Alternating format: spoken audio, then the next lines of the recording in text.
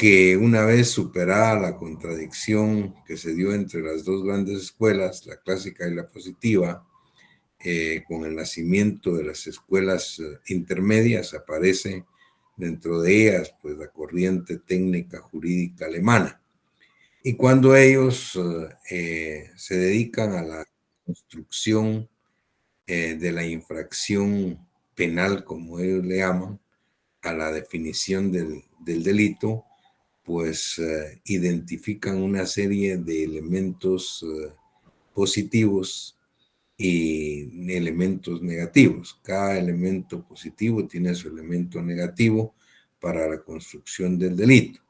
Y pues escribieron o definieron el mismo diciendo que el delito era una acción o conducta humana típicamente antijurídica, culpable, imputable a un sujeto responsable y punible. Y de ahí se desprendió el cuadro sinóptico que utilizamos en el programa de la facultad para identificar a los elementos positivos y a los elementos negativos. En ese orden de ideas, nosotros ya vimos lo que es la acción o conducta humana como positivo, la falta de acción o ausencia de conducta humana como negativo. Vimos la tipicidad como positivo, la ausencia de tipo o la atipicidad como negativo. Y finalmente estuvimos tratando la antijuricidad como elemento positivo y las causas de justificación del artículo 24 del Código Penal como su elemento negativo. En ese orden de ideas nos toca tratar en la sesión de hoy el elemento positivo culpabilidad y de una vez con él vamos a tratar la imputabilidad también como elemento positivo. Y por supuesto, pues con sus respectivos elementos negativos. Cuando hablamos de la culpabilidad, tenemos como elementos negativos, de acuerdo a la dogmática penal guatemalteca, es decir, en atención a la ley penal de Guatemala, tenemos como elemento negativo las causas de inculpabilidad del artículo 25, o sea, culpabilidad positivo, causas de inculpabilidad del artículo 25 como negativo. Tenemos la imputabilidad como elemento positivo y las causas de inimputabilidad del artículo 23 del Código Penal como elemento negativo. Y eso es lo que vamos a tratar en la sesión de hoy. Sin embargo, es importante advertir que para la doctrina contemporánea del derecho penal moderno, por supuesto, ya se sintetiza pues estos elementos diciendo que el delito es una conducta típicamente antijurídica, culpable y punible. Cuando ellos hablan hoy día de la culpabilidad, dentro de ella se estudia la imputabilidad, que nosotros lo vamos a hacer también de esa manera, solo que en esta misma sesión de clase. Y dejan de último la punibilidad. Muy bien. En ese orden de ideas, tenemos entonces que el delito es una conducta humana típicamente antijurídica, pero para que sea imputable a un sujeto responsable, tiene que ser culpable. Es decir, y ahí aparece la culpabilidad como otro de los elementos positivos del delito.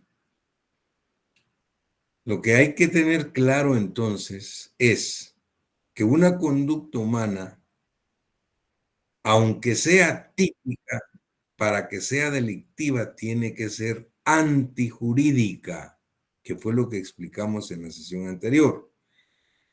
Si no aparece una causa de exclusión de antijuricidad, o sea, una causa de justificación como la legítima defensa, el estado de necesidad o el legítimo ejercicio de un derecho, de acuerdo a la legislación penal nuestra, estaríamos frente a una conducta humana típicamente antijurídica. Pero no basta que sea típicamente antijurídica, es necesario que se dé la culpabilidad del sujeto activo. Ahora, ¿a qué se refiere la culpabilidad del sujeto activo? Y aclaro esto por dos razones. Primero, porque no estoy hablando de la culpa, estoy hablando de la culpabilidad como elemento del delito. Ustedes recuerden que hablamos de la culpa cuando traté la tipicidad. Cuando hablamos de la tipicidad, hablamos de tipos dolosos, aquellos donde hay propósito deliberado de causar el daño, de lesionar o poner en peligro el bien jurídico tutelado, y esos se llaman tipos dolosos, pero también hablamos de tipos culposos y hablamos de la culpa. Y dijimos que en los delitos culposos son aquellos donde el sujeto activo actúa legalmente, lícitamente, pero actúa también con imprudencia, con negligencia o con impericia. Y por eso es que lesiona o pone en peligro el bien jurídico tutelado. Y esos son los tipos culposos.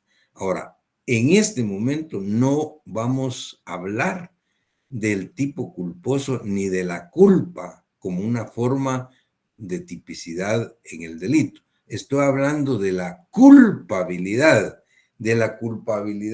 como elemento, otro elemento positivo más del delito. Y es más, por un lado. Por otro, también debemos de dejar claro que la culpabilidad es diferente a la antijuricidad, que fue a lo que nos referimos en la clase anterior. Es decir, cómo en un momento determinado nosotros podemos diferenciar una de la otra. Es decir, actúa antijurídicamente, para que les quede claro, quien realiza el tipo penal que describe la ley como delito. O sea, actúa antijurídicamente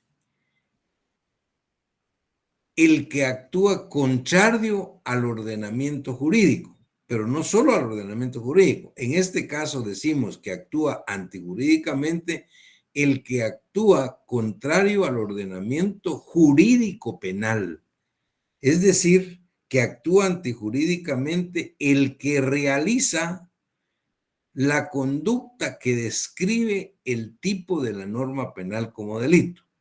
Esa persona actúa antijurídicamente, pero actúa culpablemente el que comete un acto antijurídico pudiendo y debiendo actuar de manera diferente. Fíjense qué importante. Actúa culpablemente, repito, quien actuando antijurídicamente persiste o insiste en lesionar o en poner en peligro el bien jurídico tutelado cuando puede actuar de manera diferente. O sea, la culpabilidad, ¿qué es en sí? En términos generales, finalmente, después de distinguir la culpabilidad de la antijuridicidad, ¿qué es la culpabilidad como elemento del delito? La culpabilidad como elemento positivo del delito no es más que un reproche que hace el órgano jurisdiccional ante una conducta reprochable y punible. Es el juicio de reproche. Es el juicio de reproche que hace los tribunales penales, que hacen los jueces penales en nombre del Estado cuando se ha lesionado o se ha puesto en peligro un bien jurídicamente tutelado. Ese es, en términos generales, la culpabilidad como elemento positivo del delito. Repito, es un juicio de reproche.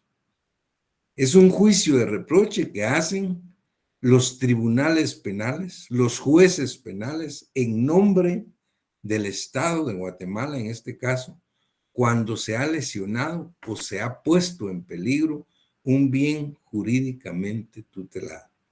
Desde ese punto de vista, la doctrina identifica por lo menos 3 elementos que son fundamentales en la culpabilidad como elemento positivo del delito.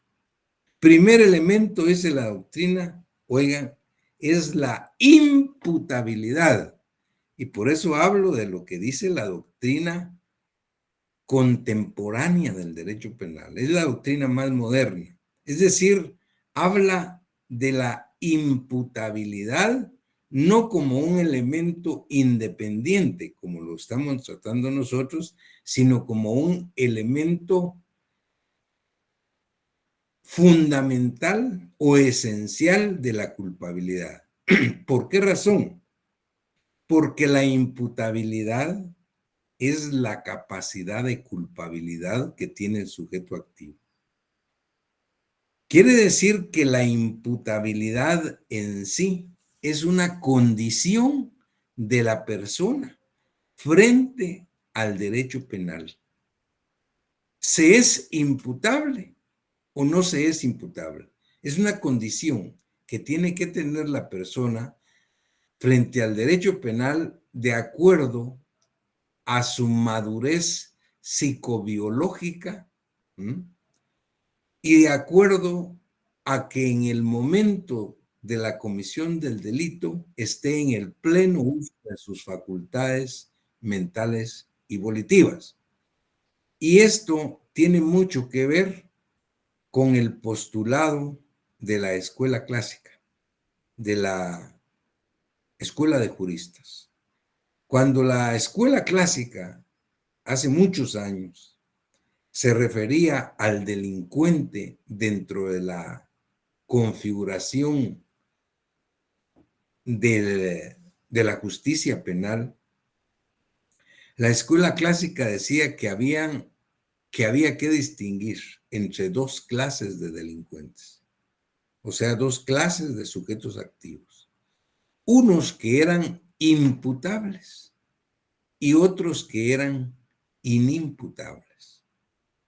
Los imputables, decían, eran aquellos que estaban en el pleno uso de sus facultades mentales y volitivas en el momento de la comisión del delito y que ya habían alcanzado una madurez psicofísica para saber y comprender de la ilicitud del acto que realizaban.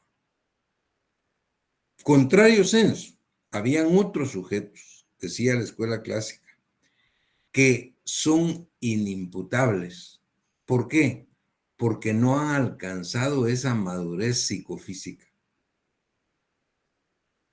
O bien porque son enajenados mentales o porque en el momento de la comisión del delito están sufriendo un trastorno mental transitorio. Y es exactamente todavía el postulado que mantiene de la escuela clásica el artículo 23 del Código Penal de Guatemala. De tal manera que si ustedes advierten esa situación tal y como la estamos planteando, la imputabilidad efectivamente es la capacidad de culpabilidad que tiene que tener el sujeto activo. En otras palabras, para ser culpable, para que exista la culpabilidad en el sujeto activo, primero tiene que ser imputable. Si él no es imputable, no puede ser culpable. Es decir, si no hay imputabilidad, tampoco puede haber culpabilidad. Y, por supuesto, tampoco puede haber responsabilidad penal y por lo tanto no puede haber pena. De tal manera que la imputabilidad es una condición para que pueda existir la culpabilidad. Sin embargo, ¿en qué ha variado la posición del derecho penal moderno con respecto a la posición que tenía la escuela clásica? La escuela clásica, y tal como lo presenta aún todavía la legislación penal guatemalteca, daba a la culpabilidad de alguna manera dentro de su fundamento jurídico, lo hacía a través de una relación psíquica entre el sujeto y su actuar. Y precisamente por eso es que se basaba y se basa el Código Penal en la corriente causalista. Vean el artículo 10 del Código Penal. Debe haber una relación de causalidad entre la conducta del sujeto activo y el resultado producido. Debe haber una conexión, una relación de causalidad entre la conducta realizada y el resultado producido. La corriente del derecho penal moderno obviamente superó esa posición que mantuvo la corriente causalista y que precisamente la tiene nuestro código porque era la corriente de moda, digámoslo así, en el año 73, cuando nuestros profesores de Derecho Penal hicieron el proyecto de Código Penal que aprobó el Congreso y que todavía está vigente. Es decir, lo que estaba en ese momento de moda era la corriente causalista. Luego aparece la corriente finalista que supera el causalismo, es decir, entendiendo que la conducta del hombre siempre persigue una finalidad más allá, vean, de esa relación de causalidad. Y luego, finalmente, la acción o conducta humana debe estar basada en la teoría de la voluntad. La teoría de la voluntad del sujeto activo para hacer algo que no debe de hacer o para dejar de hacer algo que tiene el deber jurídico de hacer. En ese sentido, la función de la culpabilidad más que causalista es desde otro punto de vista pues más sociológica. ¿Qué quiere decir esto? Que lo que pretende con normas penales, con normativos penales, el Estado para proteger bienes jurídicos tutelados, para que no sean lesionados o puestos en peligro, es en razón de protección ni siquiera del ciudadano, sino de la sociedad. Es decir, la norma penal en sí lleva una proyección de prevención general contra el delito. Se advierte en el fondo una prevención general.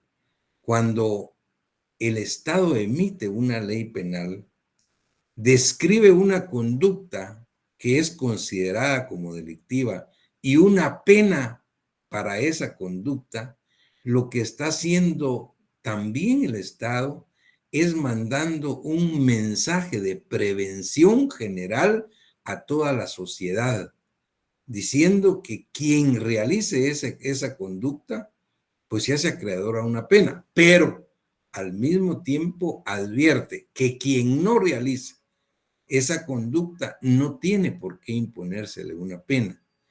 De tal suerte, pues, que desde ese particular punto de vista, la culpabilidad como un juicio de reproche que hacen los jueces penales, los órganos jurisdiccionales en nombre del Estado a quien ha cometido un delito, es lo que denominamos culpabilidad. Y esa culpabilidad tiene que tener, de acuerdo a la doctrina penal moderna, como elemento fundamental la imputabilidad. ¿Por qué razón? Porque no se puede ser culpable si no se es imputable. Es decir, para ser culpable, primero hay que ser imputable. Entonces, es un primer elemento. Otro elemento, dice la doctrina, es el conocimiento de la antijuridicidad. El sujeto activo tiene que estar claro que su actuar está encaminado o está vulnerando un bien jurídico protegido por el Estado a través de norma jurídica penal. De tal manera que si con plena conciencia que puede actuar de manera diferente porque lesiona en peligro un medicamento tutelar, entonces vamos a hablar de culpabilidad. O sea, el sujeto sabe, entiende, debe entender que su es antijurídica, pero no antijurídica porque vulnera un ordenamiento jurídico general, no, antijurídica porque vulnera un ordenamiento jurídico penal, un ordenamiento jurídico penal. De tal manera que los elementos importantes entonces de la culpabilidad son la imputabilidad, el conocimiento de la antijuricidad y, como un tercer elemento, la exigibilidad de un comportamiento diferente. Porque eso es la culpabilidad. Cuando el sujeto actúa antijurídicamente sabiendo que puede actuar de manera diferente para no lesionar o no poner en peligro el bien jurídico tutelado. Pero si el sujeto es imputable, si tiene conocimiento de que actúa antijurídicamente y que puede actuar de manera diferente y no lo hace, se dan los tres elementos para que se consolide la culpabilidad como elemento positivo del delito. Y entonces viene un juicio de reproche de parte del Estado porque se ha violentado una norma jurídica penal. Eso es la culpabilidad como elemento positivo del delito. Ahora bien, ¿qué pasa si dentro de ese procedimiento surge una causa de inculpabilidad? O sea, ¿qué pasa si surge un elemento negativo de la culpabilidad? Los elementos negativos de la culpabilidad, de acuerdo a la legislación penal guatemalteca, de acuerdo a la dogmática jurídica penal de Guatemala, están establecidos en el artículo 25 del Código Penal. El artículo 25 del Código Penal se refiere a las causas de inculpabilidad. Y esas causas de inculpabilidad, cuando se dan, cuando se demuestran que se dieron, tienen como función eximir de responsabilidad penal al sujeto activo. De tal manera, pues, que entonces vemos o estudiamos y analizamos las causas de inculpabilidad como elemento negativo de la culpabilidad para eximir de responsabilidad penal al delincuente. En ese sentido, el artículo 25 dice, causas de inculpabilidad. Son causas de inculpabilidad, uno, el miedo invencible. Óigase bien. Ejecutar el hecho impulsado por miedo invencible de un daño igual o mayor, cierto o inminente, según las circunstancias. Cuando el sujeto actúa con un miedo, no cualquier miedo. El Código Penal es claro cuando dice miedo invencible, es un miedo que no lo puede vencer. Si actuando con una presión de esa naturaleza lesiona un bien jurídico o pone en peligro, comete un delito, aparece una causa de inculpabilidad y en ese momento se exime de responsabilidad penal. Les comentaba a los compañeros en la otra sección, ¿qué pasa si se tratase de estar en un cine o en un teatro cuando se produce un incendio? En ese momento, pues lo más importante para cada uno de los que están viendo la película o viendo la obra de arte es salir corriendo para defender su vida y su integridad. Pues está produciendo un incendio. Y en esa actitud un sujeto viene y lesiona porque atropella fuertemente a un niño de 4 o 5 años que está con sus padres viendo también la película o viendo la obra. Finalmente, pues eh, no pasó nada, no, pues se apagó el incendio o fue falsa alarma o lo que fuera, pero lo que sí es cierto es que cuando la gente sale en estampida, este sujeto vino y dejó lesionado a un niño de 4 o 5 años. Ahí hay un delito de lesiones graves, por ejemplo. Es decir, hay una conducta humana típicamente antijurídica. Ahora, veamos si es culpable. ¿Qué pasa si él demuestra que él actuó en ese momento por miedo invencible? De acuerdo al artículo 25, inciso primero. Claramente dice, ejecutar el hecho impulsado por miedo invencible de un daño igual o mayor, cierto o inminente, según las circunstancias.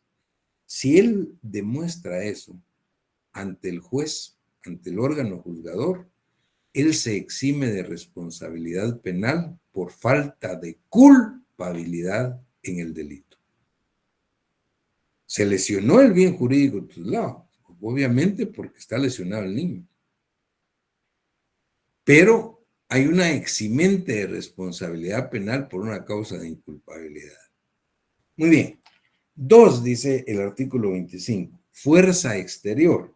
Eso también ya lo hemos platicado cuando hablamos de la acción o conducta humana delictiva, hablamos de la fuerza exterior, que en Guatemala, en la ley penal nuestra, está como una causa de inculpabilidad. Dice 2, fuerza exterior.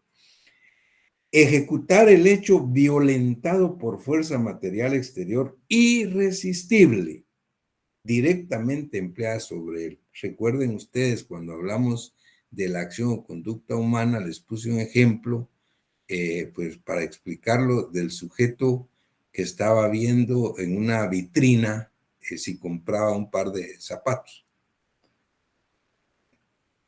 Otra persona pasó y lo empujó fuertemente. Él rompió el vidrio pues de la vitrina y cayó sobre los zapatos.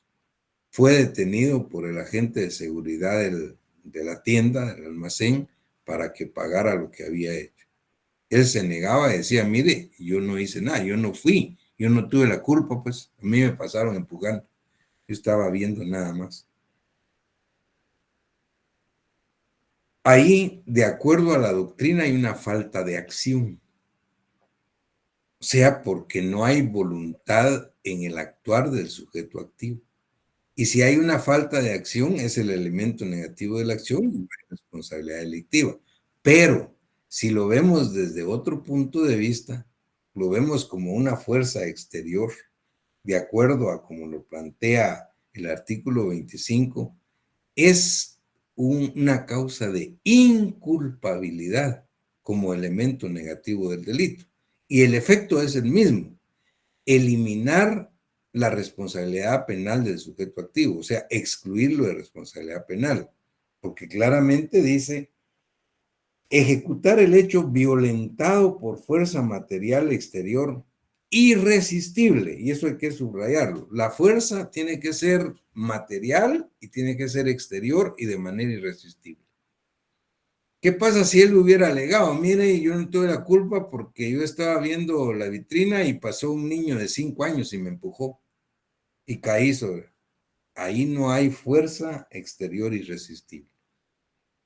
De tal manera, pues, que la fuerza exterior irresistible, tal y como lo explicamos con ese ejemplo, es una causa de inculpabilidad más que excluye la responsabilidad penal. Luego, el Código Penal habla en el numeral 3 del error. Eso lo acabamos de explicar en la clase anterior. Errores no es más que la legítima defensa putativa. La legítima defensa putativa, recuerden lo que les dije el día martes, en la clase del martes, es aquella que se da cuando el sujeto activo actúa en defensa de su persona por una agresión ilegítima que solo está en su mente, que efectivamente no se está dando, pero él cree que está siendo o va a ser atacado y se defiende. Eso es lo que el Código Penal denomina error y la doctrina llama legítima defensa putativa. Y dice así: ejecutar el hecho en la creencia racional de que existe una agresión ilegítima contra su persona, siempre que la reacción sea en proporción al riesgo supuesto. Recuerden ustedes que en la clase del día martes les puse un ejemplo de la doctrina penal, jurisprudencia y la doctrina penal española, de un caso que se da en la Gran Vía en Madrid, cuando pues en una tarde muy calurosa, pues y con mucha gente, se encuentran dos enemigos acérrimos. Cuando uno metió la mano al saco, pues el otro sacó el revólver y le disparó. Al final, pues después de que la autoridad llega y levanta el cadáver, se da cuenta de que el sujeto había metido la mano a su saco para sacarse un pañuelo y limpiarse el sudor. Pero el otro que venía frente a él pensó que iba a sacar un arma y él la sacó antes. Esto, después de haberse demostrado en el tribunal español, en el juicio, pues se comprueba y el tribunal establece que hubo una legítima defensa putativa. Para efectos del Código Penal de Guatemala sería una causa de inculpabilidad que tiene el error y lo tiene como error en el artículo 25. El efecto es el mismo: extinguir de responsabilidad penal al sujeto activo, excluirlo. Muy bien. Entonces, ya hablamos del miedo invencible, de la fuerza exterior, del error. 4, dice el código, obediencia debida. Escuchen esto: ejecutar el hecho en virtud de obediencia debida, sin perjuicio de la responsabilidad correspondiente a quien lo haya ordenado. La obediencia se considera debida cuando reúna las siguientes condiciones. A, que haya subordinación jerárquica entre quien ordena y quien ejecuta el acto. B, que la orden se dicte dentro del ámbito de las atribuciones de quien la emite y esté revestida de las formalidades legales. Y C, que la ilegalidad del mandato no sea manifiesta. ¿Qué pasa? Les decía yo a los compañeros en la sección anterior. Si hay un sujeto A y un sujeto B que trabaja para el sujeto A como su piloto. O sea, es un jefe que tiene su piloto automovilista. Y en un momento dado, estando en su oficina, el jefe le dice a su piloto que le haga favor de llevar ese carro que está ahí enfrente, color negro y marca tal, para su casa, y le da la llave. El piloto viene, toma la llave del carro y se va a dejarlo a la casa de su jefe. Pero en el camino lo detiene la policía porque ese carro es robado. Y lo detienen a él también. Él inmediatamente llama a su abogado que es usted, ¿qué alegaría usted en su defensa? Lo que usted tiene que advertir de acuerdo a lo que el caso, pues el caso se está dando, es que hay una obediencia debida. Y si hay obediencia debida, hay una causa de inculpabilidad, que es un elemento negativo de la culpabilidad y que lo exime de responsabilidad penal, porque él trabaja como piloto. Y dice uno de los elementos que haya subordinación jerárquica entre quien ordena y quien ejecuta. Ahí hay subordinación jerárquica. Luego dice que la orden se dicte dentro del ámbito de sus atribuciones, por supuesto. Era su jefe y el otro era su piloto, y le dijo, y hasta la llave le dio, le dijo, por favor, llevar el carro a mi casa. Y luego dice que la ilegalidad del mandato no manifiesta. En este caso no era manifiesta. Otra cosa es que el jefe le diga a su piloto, mira, robate ese carro que está enfrente y te lo vas para mi casa. Ah, no, eso es otra cosa. Ahí no hay causa de inculpabilidad, porque la orden es totalmente ilegal, es manifiestamente ilegal.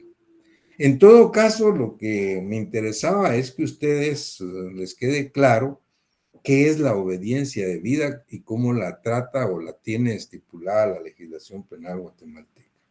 Y luego el numeral 5 finalmente habla de la omisión justificada. Y dice, quien incurre en alguna omisión hallándose impedido de actuar por causa legítima e insuperable. Es decir, se llama omisión justificada. Quien incurre en alguna omisión hallándose impedido de actuar por causa legítima e insuperable. Les decía yo, acabamos de pasar el feriado de Semana Santa. ¿Qué pasa si un sujeto, una persona estaba en una piscina,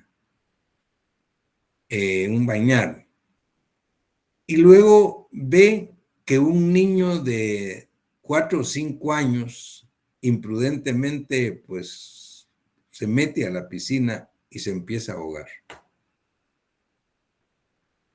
Y efectivamente este sujeto que está enfrente no le prestó el auxilio necesario, ni siquiera se movió. Ahí hay un delito de omisión de auxilio. ¿Por qué?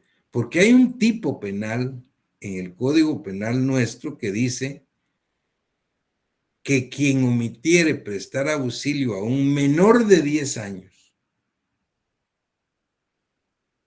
o persona incapacitada, algo así dice la norma, que se encuentre en inminente peligro, cometerá el delito de omisión de auxilio.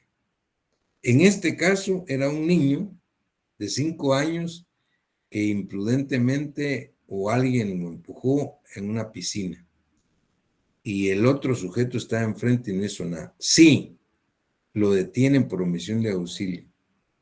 Usted, como su abogado, ¿qué alegaría en su defensa? Cuando usted platica con él, él le dice, es que yo no hice nada porque yo no sé nadar. Y demuestra que efectivamente él no sabe nadar. La piscina tenía 2 metros de hondo, de fondo, y dice, si yo me hubiera metido a la piscina, nos ahogamos los dos. Eso es una omisión justificada.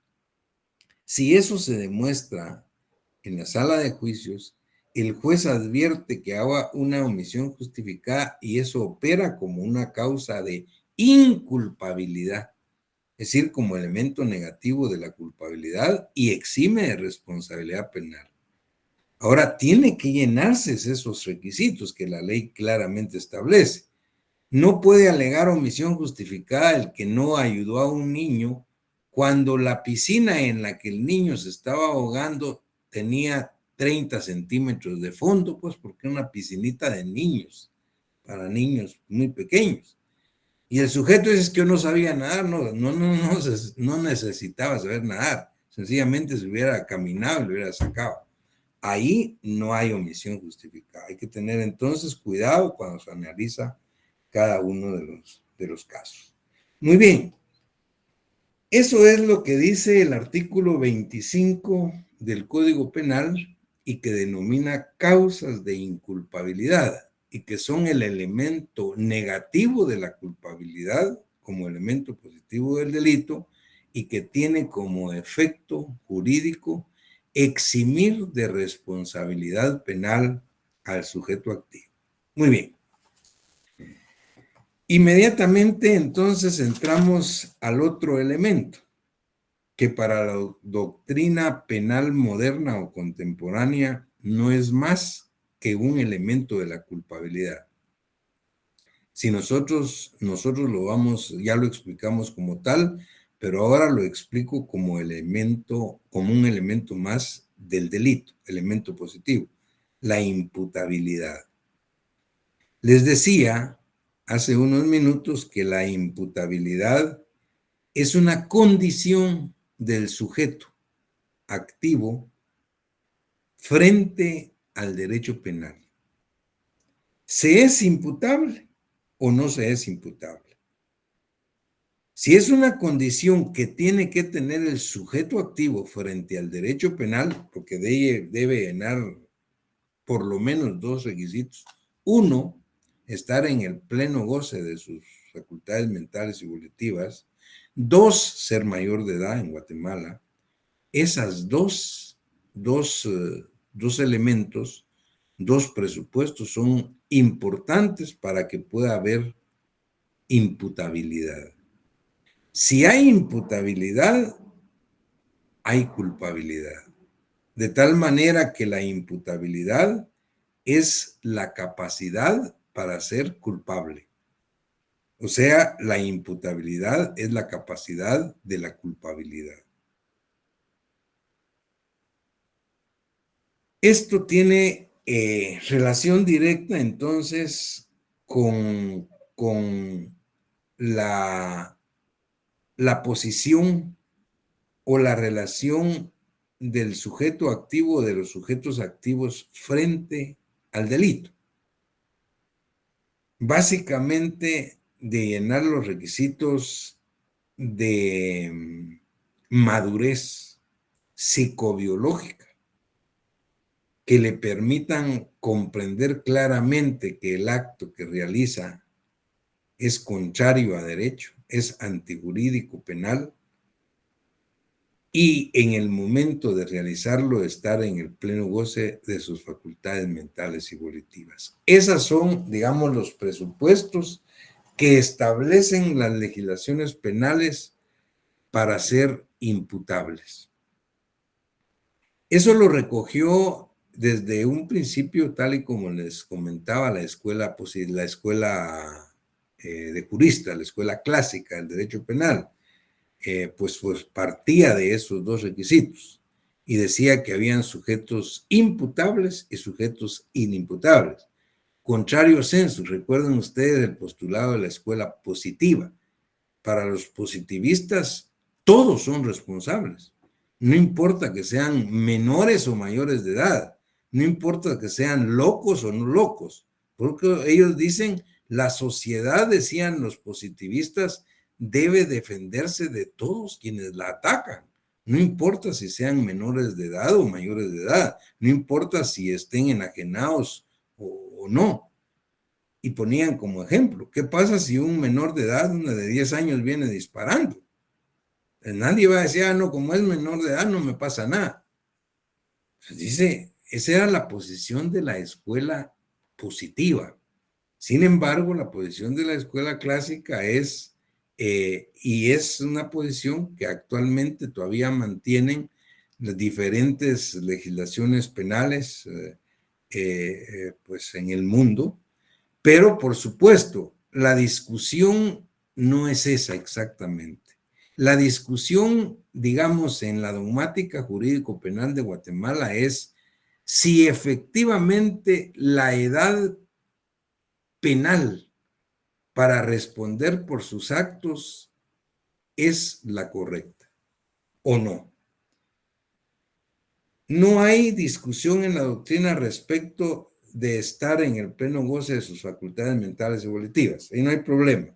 Obviamente que todo el sujeto que es un enajenado mental, pues legalmente o médicamente pues declarado, no es responsable penalmente de sus actos. Eso está muy claro. Y el Código Penal nuestro dice que en el momento de la comisión del delito esté sufriendo un trastorno mental transitorio, siempre y cuando éste no haya sido buscado de propósito. Quiere decir que no se da cuando un sujeto se emborracha para ir a cometer un delito. No se da cuando un sujeto se droga para cometer un delito. Al contrario, si el sujeto activo se emborracha o se droga para cometer un delito, en lugar de ser una atenuante, esto se convierte en un agravante de su responsabilidad penal, no en un eximente. Y eso es lo que se llama actione liberae in causa. Entonces, eso lo tiene claramente establecida nuestra legislación y obviamente, pues, que se acepta, pues, en la mayoría de legislaciones. La minoría de edad, también. La discusión acá es exactamente discutir sobre si la mayoría de edad civil que en Guatemala está equiparada a la mayoría de edad penal es la correcta o no, o es la más adecuada o no. Entonces la pregunta que podría hacerse es, acá en este momento, de acuerdo al Código Penal vigente en nuestro país, son inimputables los menores de edad y los enajenados mentales. Por ejemplo, bueno, un menor de edad, ¿quién es? Es aquel que no ha cumplido 18 años. ¿Por qué dice la doctrina que los menores de edad son inimputables? Porque no han alcanzado una madurez psicofísica para saber y comprender de la ilicitud de los actos que realizan. La pregunta que yo o que haríamos aquí sería, ¿será que un muchacho de 17 años con 11 meses y 25 días no sabe lo que hace? Esa sería la discusión. O sea, el problema es equiparar la edad civil a la edad penal. La edad civil en Guatemala son 18 años para ser sujeto de derechos y obligaciones, para poder llevar a cabo por sí mismo una compraventa, un arrendamiento, para poder contraer matrimonio. Pues si se tienen 18 años y se puede identificar con su documento de identificación personal, con su DPI, pues es un sujeto con derechos y obligaciones.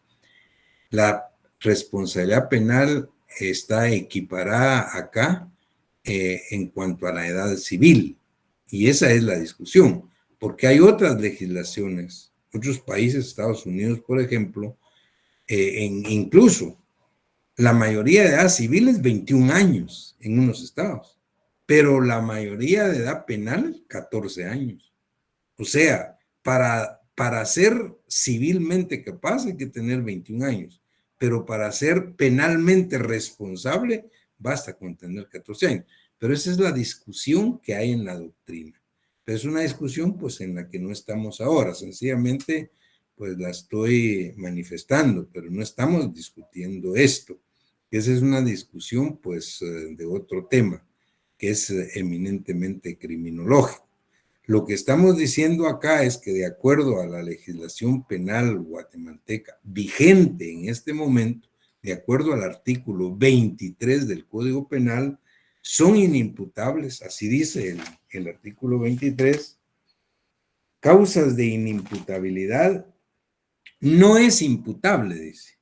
Uno, el menor de edad, o sea, el menor de 18 años. Dos, quien en el momento de la acción o omisión no posea a causa de enfermedad mental, desarrollo psíquico incompleto o retardo de trastorno mental transitorio, la capacidad de comprender el carácter ilícito del hecho o determinarse de acuerdo con esa comprensión. salvo que el trastorno mental transitorio haya sido buscado de propósito. Les decía, salvo que el sujeto se haya de propósito emborrachado o drogado para cometerlo. Si no es así, está ante una causa de inimputabilidad. Esa inimputabilidad del artículo 23 es el elemento negativo de la imputabilidad como elemento positivo del delito. Si se dan cuenta, entonces, en la clase de hoy tratamos dos elementos, la culpabilidad y la imputabilidad. La culpabilidad como elemento positivo, las causas de inculpabilidad del artículo 25 como elemento negativo, la imputabilidad como elemento positivo, las causas de inimputabilidad del artículo 23 como elemento negativo que excluyen de responsabilidad penal. Con esto prácticamente hemos concluido con todos los elementos positivos y negativos del delito, salvo el que nos falta es la punibilidad, 1. Pero pues quiero comentarles que el examen segundo parcial, que será el día 18 de este mes, 18 de abril, jueves creo que es, vamos a evaluar hasta lo que explicamos el día de hoy, hasta la clase de hoy.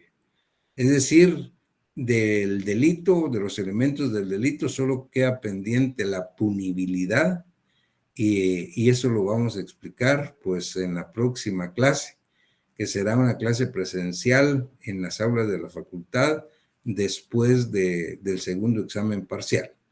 Así es que ustedes pues ya espero se puedan dedicar ya pues en forma a estudiar desde el punto de vista de la doctrina todo lo relativo a la teoría del delito en cuanto a los elementos positivos y negativos se refiere, incluyendo, por supuesto, pues todos los puntos del programa que hemos visto desde que principiamos este curso en enero. Siendo así, esta sería la última clase antes del segundo parcial.